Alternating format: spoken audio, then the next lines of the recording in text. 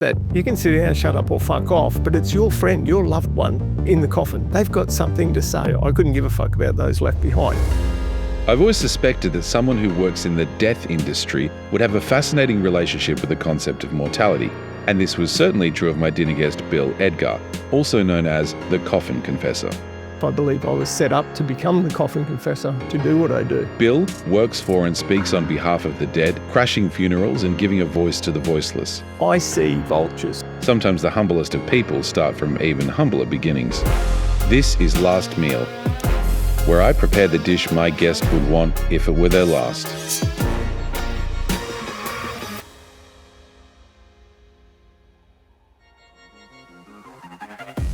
Bill Edgar, your last meal is a ham, cheese and pineapple toastie. It was my girlfriend, now wife, 40 years ago that introduced me to a toasted sandwich. She took me to a little cafe which was in the Gold Coast, Surfers Paradise, called Charlie's. That's what she ordered, and it was quite an eye-opener for me, but something I fell in love with and something that I'll never forget. I was actually a street kid at the time, so, I had no money, no food, no home, no family, no anything. So it was, it's become very significant as, the meal of choice. I read your book recently, which was fantastic, by the way. Yeah, I hope it didn't traumatise you. There were parts that got close. There were some very harrowing parts in that book, but also hilarious parts as well. Your wife was a constant fixture of the book and seems to be, if I may say, probably the most important thing to you in your life. Oh, absolutely. And your children, obviously. Yeah. She saved my life, and not just once, many times. We met when we were 15 years of age. And the first day she met me, she told her friend she was going to marry me. And she did. I was fucked from the start. It was beautiful. It must be such an amazing thing to have been so close to somebody for so long. It almost must feel like they're just another part of you or an extension of you. Yeah, that's true. It becomes, it can be like an extension of yourself. We're very open to each other. We tell each other everything. And I think that's the secret, being able to tell your best mate everything. It's interesting what you say about, with somebody with whom you share everything, because you work in a job where you meet so many people who keep a lot of secrets. What do you think it does to a person's life to harbor so many secrets?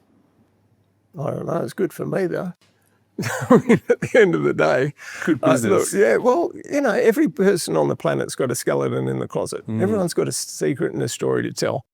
I haven't, because I'm very open with my wife anyway. Of course, I'm not going to tell the world everything that's gone on between us, not because I'm ashamed or embarrassed or anything else. It's because some things are private between a couple, But yes, we've had our ups and downs. You would in the book, there's parts that I wrote in there that were just, for me personally, Christmas shopping, for instance, when she broke down and fell on the floor of an aisle of a supermarket, and I've looked back at her and it's harrowing. We had no money, we had nothing, and it's hard to watch other people shopping with full shopping trolleys at Christmas, and we had to decide whether to get, bread or nappies or formula.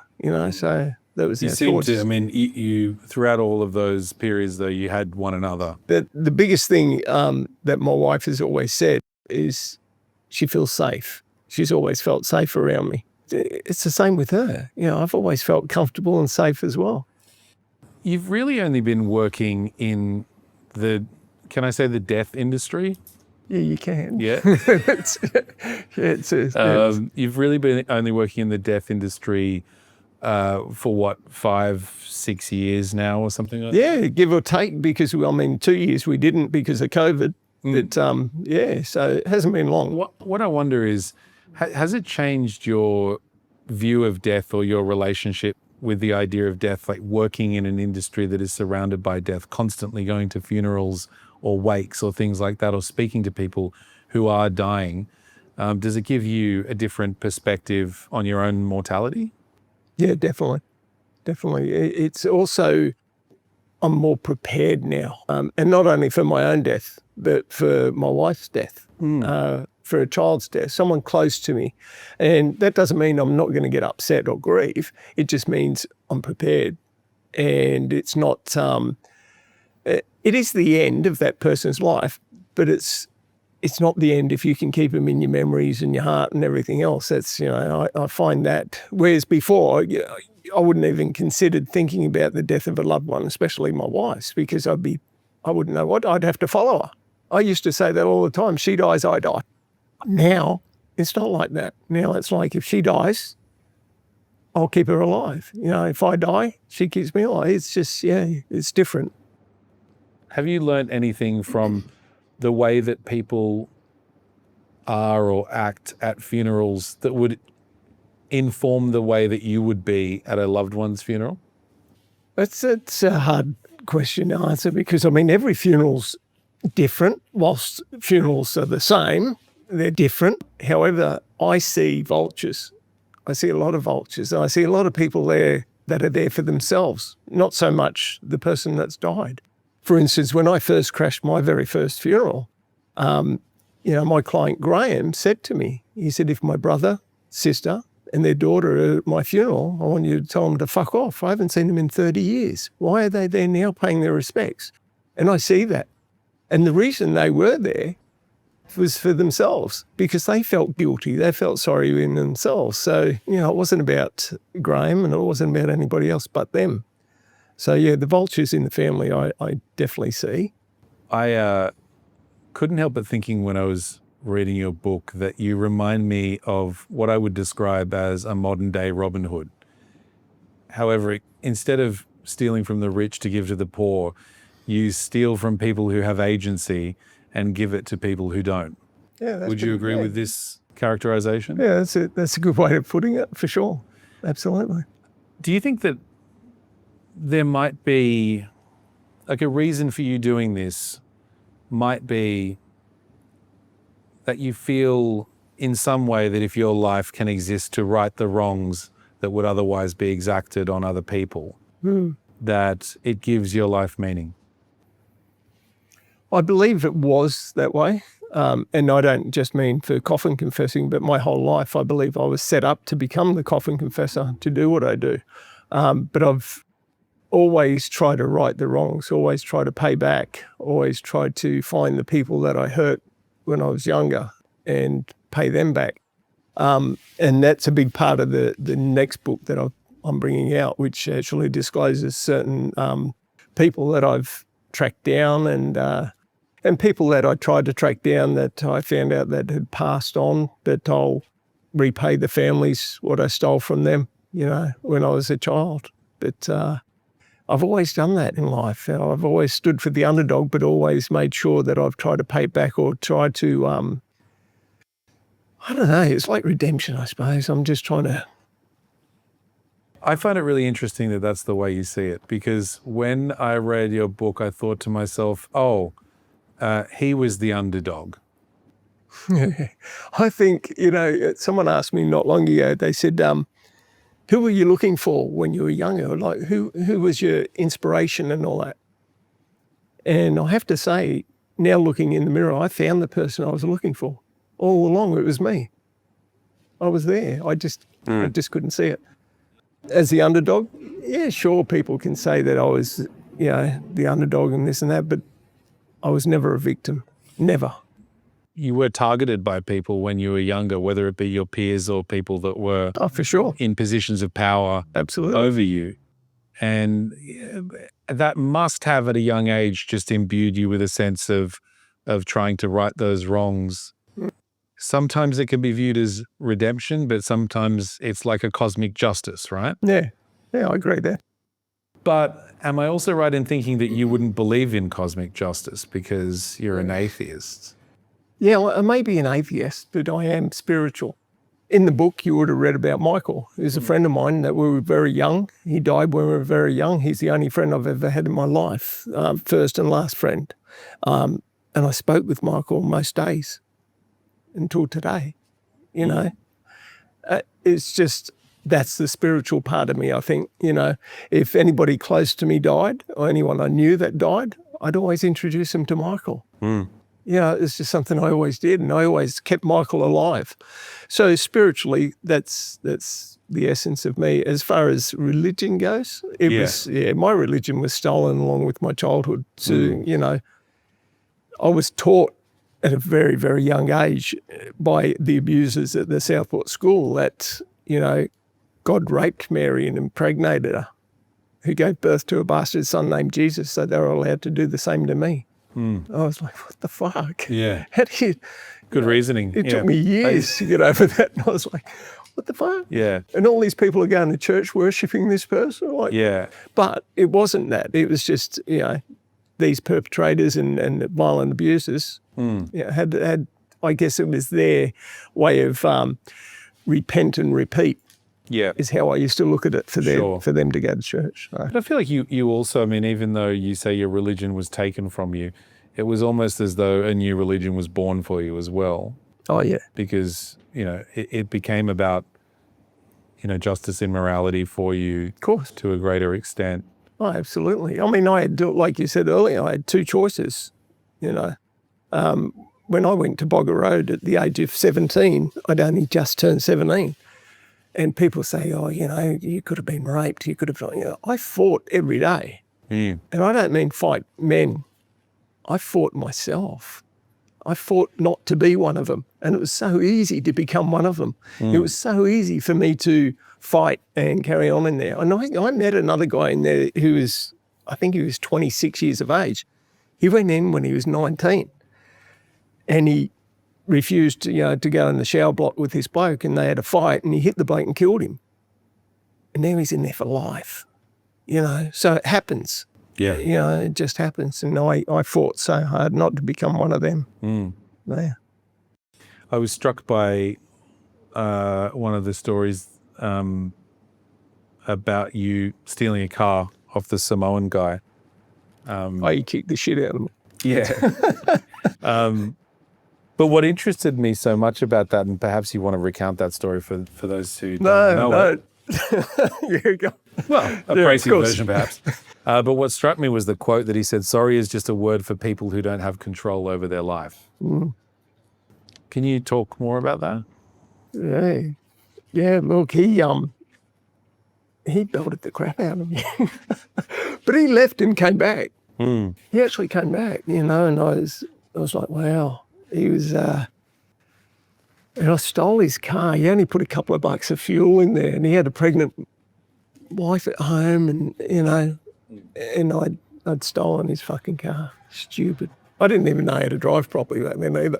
It was a manual. I was stuck in first, couldn't get it in second. Bunny hopped all down the road, and this guy caught up with me. Oh, yeah. But sorry didn't mean anything after I heard that.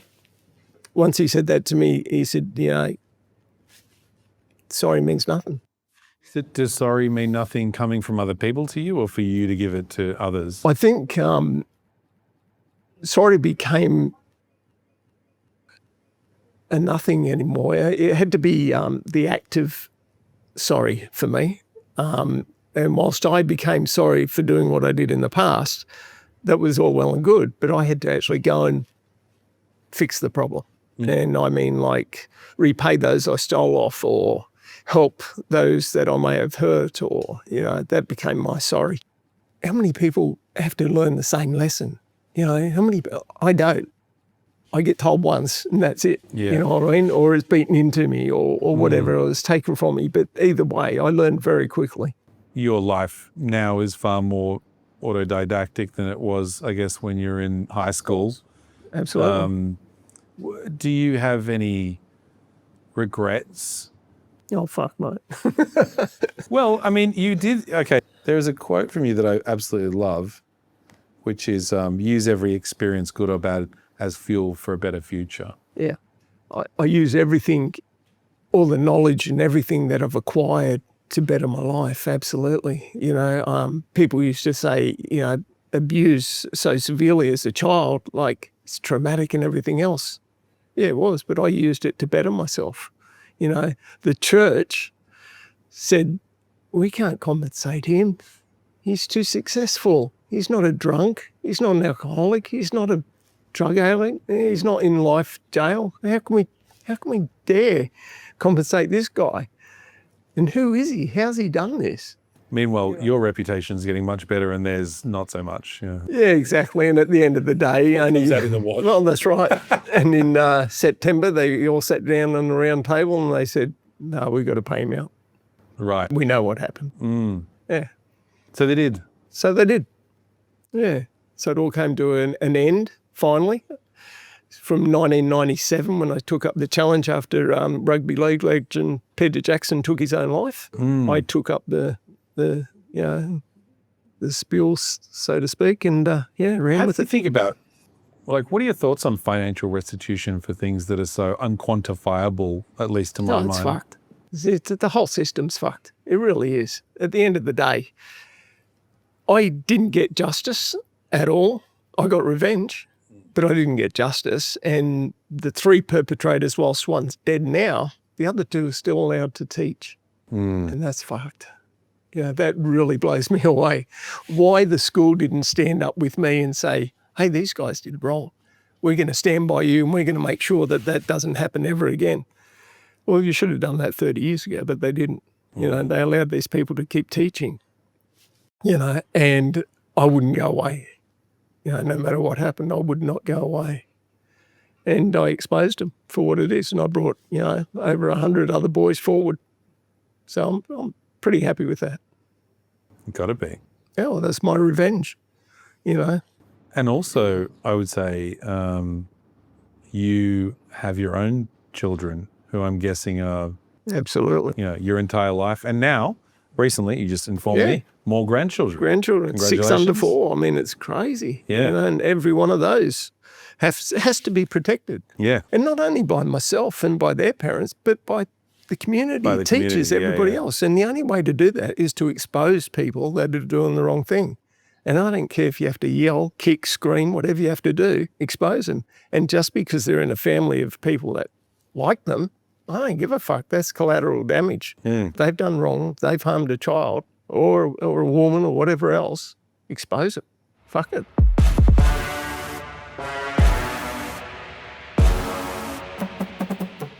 Having kids, how do you think it changed you as a person? I was sitting on a rooftop of a high-rise building in Surfers Paradise. I was 16 and I was about to jump. It was the end for me. I just had enough, and I was about to jump. And I looked down and I had my feet dangling over the edge and I'm sitting there and I'm going, and I look out and I think to myself, what if I just accidentally fall, And as I looked down, there was a family playing tennis on the tennis court. And it struck me then and there, that's what I wanted. That's what I wanted. I wanted to be that bloke playing with his kids and wife and on the tennis court. And then I thought, if I fall or I jump, they're going to see this. And it's not going to be pretty. And after a few minutes of thinking, contemplating, I found Lara. We didn't have technology back then, like you could just get on the blower and say, hey. So she'd been looking for me and I found her and told her exactly what happened and what I went through and all that. And she said, let's have a family. At that age? Yeah. She said, let's have a family. Yeah. Wow. Yeah. Was that common? No. No, it wasn't common. It was right out of left field. It was something I always wanted, and she knew I wanted it real bad. Lara was going to be an Olympic swimmer at the time. She was really, really right up there with swimming, and she gave all that up for me. Yeah, we had a child and we had a family, and I still fucked it up. I still went to jail in and out. Every time I tried to get forward, one step forward, I took 10 steps back. I just couldn't get fucking forward every time I tried. And then it wasn't until it was the day I got out of jail. It was a Sunday. No prisoners been released in Queensland on a Sunday. Lara's mum had died that morning, Sunday morning. They come and saw me. They took me back to the Brisbane Correctional Centre. I'm standing out the front, with the prison guard, and it was just something happened, something clicked, and I stood in front of the gates, and I took my shoes off, which you may have read, and I started walking down Bogger Road in my socks, and then the screw goes, he was an Irish bloke, and he goes, Billy, where the fuck you think you're going? Come back and get your shoes. And I said, there's no fucking way I'm putting them on.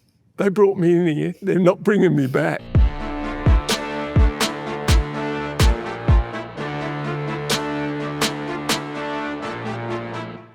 I came out of prison and I spent my 18th, 19th, 21st in jail, and when I came out, I got a job as a brickies labourer. Hated the boss. He kept calling me a dickhead and doing this, so I threw a brick at him and walked away. And then I thought, fuck, I hope I didn't hurt him. I don't want to go back. He wasn't a Tyler. No, I know. But that's what happened. I went from brickies labourer to shit kicker to every job you could imagine, I did. And it wasn't until Lara said, you just can't work for anybody. That's your problem. You can't work for anybody. Well, see, that's the part of having that partner that is an extension of you. Sometimes they know you better than you do. Exactly. Because they have the benefit of objectivity, of standing outside, seeing what you can't see because you're in the face, looking out. But she always said, to me, you aren't in the box. You're outside the box, you're looking in, and you want to be in, but guess what? You're not going to fit because none of us fucking want you in the box. I'll be like, yeah, okay, I get it, but what do I do? And she says, you've got to find what you love doing and do it the best, just find something. I love fighting. I really did. And then I found that you could be a bouncer.